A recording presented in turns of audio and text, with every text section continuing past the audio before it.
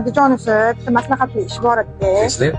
Qarang, hozir o'rtoqlarim bilan biz o'sha ko'rishyapmiz-da, yig'ilishlarda, gaplarda, hamma qarindoshlarim, hammada mashinalarda haydab kelishyapti-da. Paris xosim kelyapti.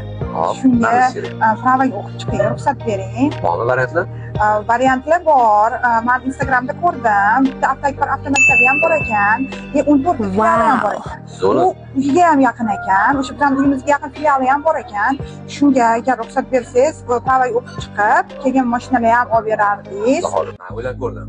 O'zimiz yaqinda olsan, ishonchli olsan. Qara, erkak bo'lsa kerak emas, ayol kishi bo'lsa mayli. Men ruxsat beraman.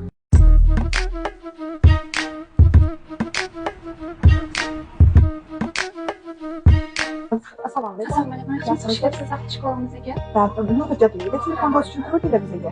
To'liq olib keldimmi yo'qmi? Xo'sh, o'zi qaysi kategoriyaga o'qimoqchisiz? Birinchi toifaga. Toifaga.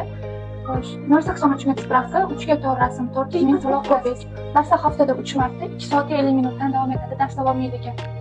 Ertalabki 9:00 dan 11:50 gacha, ikkinchi payti 18:00 dan 20:50 gacha,